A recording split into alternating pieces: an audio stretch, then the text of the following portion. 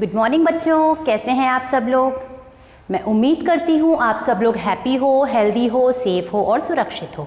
बच्चों, अगर मैं आपको पिछली 2 क्लासेस में आपके अप्रैल और मई मंथ में पढ़े हुए चैप्टर्स को रिवाइज करवा रही हूँ, तो इसी की सीरीज के अंतर्गत आज हम जिस चैप्टर का दोहरान करने जा रहे हैं उसका नाम है पार्ट 3, अगर नाक ना होती।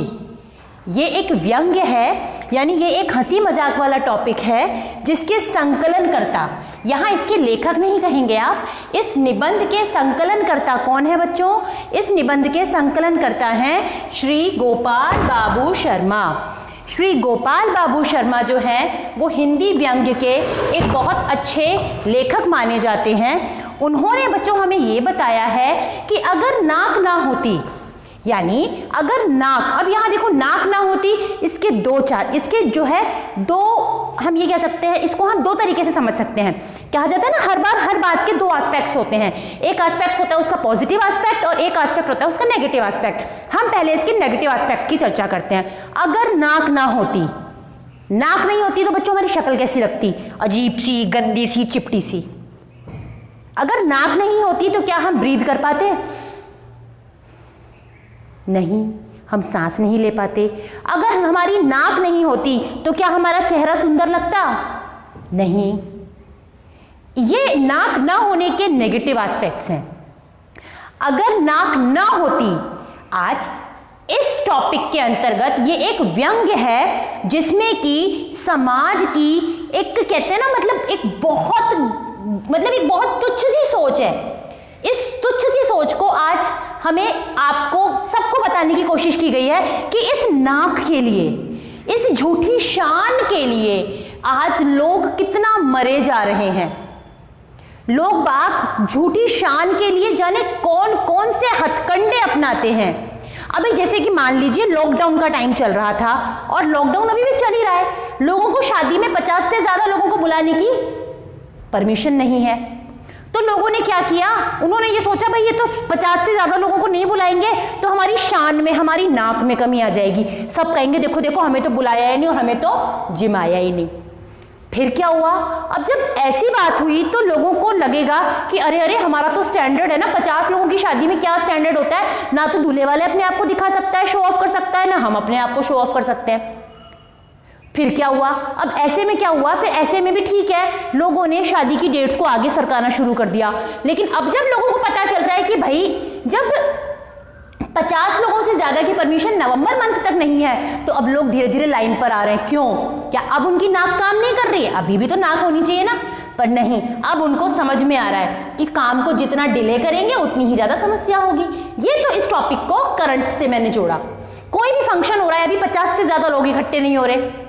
क्यों नहीं इकट्ठे हो रहे? क्योंकि वहां पर सोशल डिस्टेंसिंग को ध्यान में रखा जा रहा है। ये आपके और मेरे फायदे के लिए ही तो है बच्चों। लेकिन अब अगर मैं इस टॉपिक से रिलेटेड आपको बात करूं, अगर नाक ना होती, सिर्फ नाक को बनाए रखने के लिए, सिर्फ अपनी झूठी शान को बनाए रखने के लिए लोगों की भीड़, लोगों का हुजूम, लोगों का भीड़ हब्बड़ इकट्ठा करना, यह जरूरी नहीं है।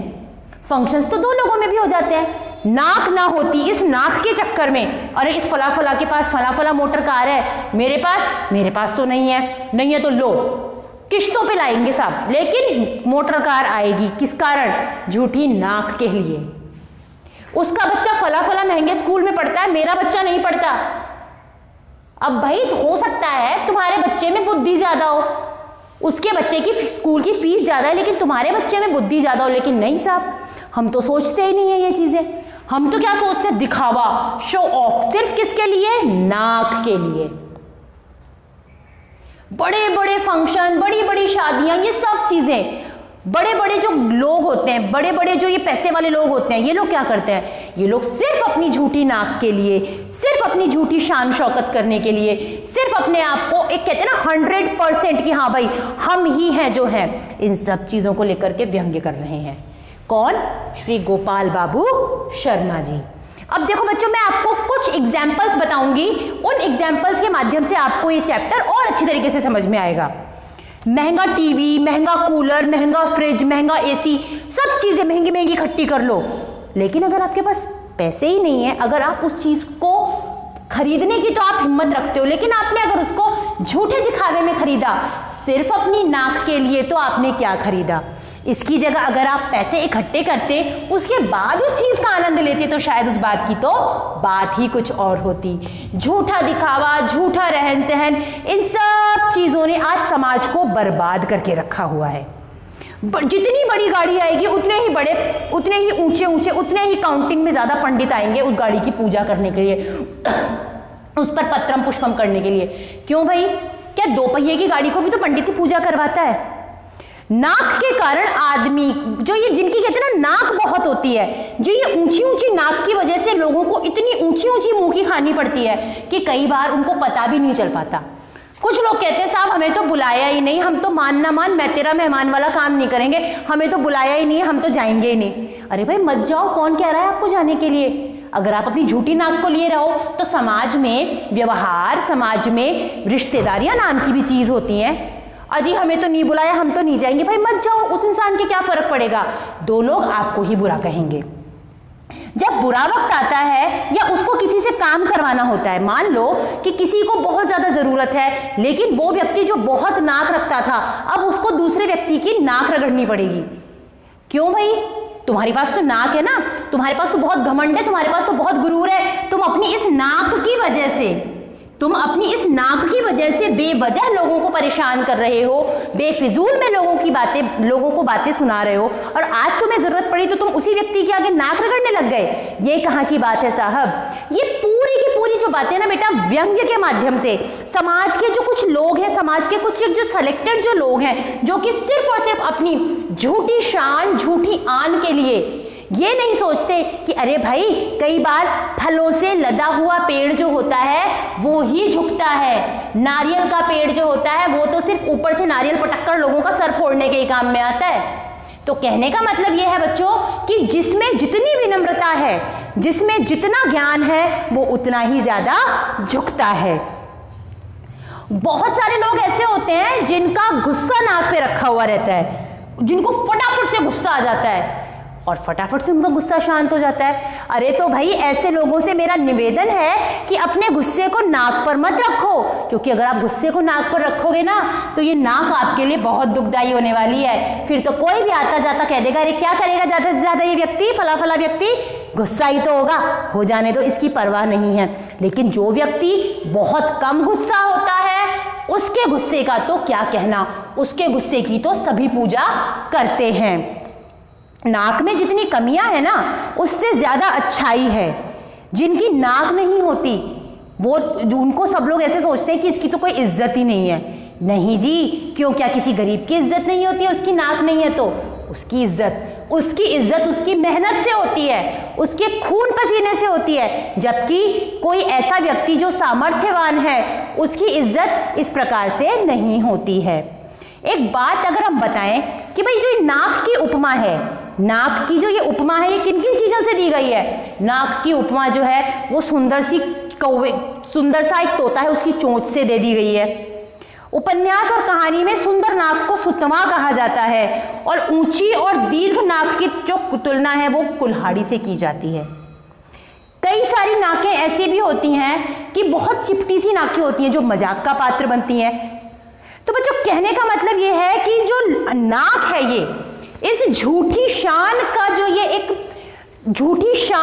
प्रतीक है ना नाक, हमें हमेशा इससे थोड़ी सी दूरी बनाए रखनी चाहिए। जैसे अभी हम सोशल डिस्टेंसिंग बना रहे हैं ना एक दूसरे से, ऐसे ही हमें फालतू के व्यर्थ के घमंड में और अपने आप में एक दूरी बनाए रखनी चाहिए। अगर हम ऐसा करने में समर्थ होंगे ना बच्चों तो हम शायद अपने आप को 101% तरीके से, कंप्लीट तरीके से दूसरों के सामने और अच्छा ला करके कर सकते हैं। लेकिन अगर हम ऐसा नहीं करेंगे ना बच्चों तो शायद आपके लिए, मेरे लिए, हम सब के लिए बहुत समस्या का काम हो जाएगा।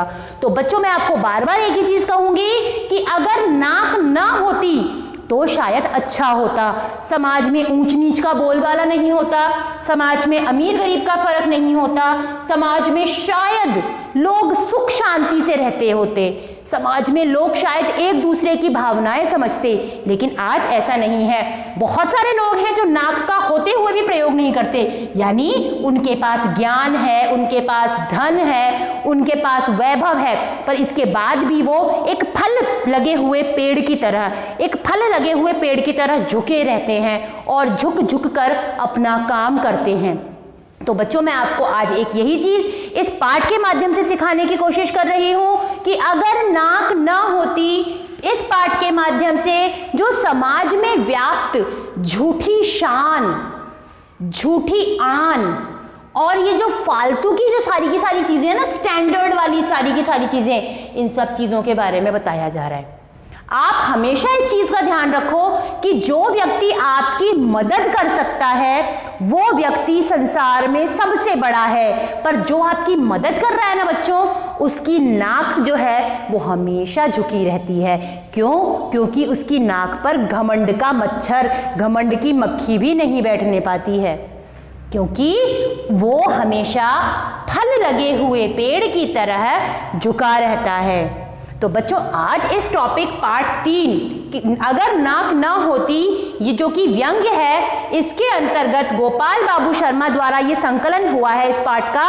मैंने इसमें आपको ये समझाने की कोशिश की है कि किस प्रकार से व्यक्ति को अपने जीवन में झूठा घमंड, झूठी शान और व्यर्थ की बातों से दूर रहकर शांतिपूर्ण तरीके से अपना जीवन जीना चाहिए। तो आज की इसी सीख के साथ कि बच्चों, जिंदगी में हमेशा विनम्र बनिए, अच्छे बनिए, अपने घर परिवार में सदस्यों की मदद करने को आतुर होइए, क्योंकि नाक है तो सब कुछ है और नाक नहीं है तो कुछ नहीं है। अगर नाक रहेगी, अगर आप झूठी शान में रहोगे, तो आपकी गिनती उस ताड़ के पेड़ से, उस नारियल के पेड़ से होगी जो प्यास तो बुझा देगा लेकिन छाया नहीं देगा। लेकिन अगर आप अपनी नाक के साथ अपनी इज्जत, अपनी महत्ता और अपनी इंपॉर्टेंस को बनाए रखते हुए एक विनम्र फल वाले पेड़ की तरह झुके रहोगे, तो समाज में आपकी इज्जत बहुत ज्यादा बनी रहेगी। तो बच्चों, आज की इसी सुविचार के साथ मैं अपनी क्लास को विराम देती हूं। अगली क्लास में हम फिर से मिलेंगे। तब तक के लिए thank you, have a nice day and take care. धन्यवाद।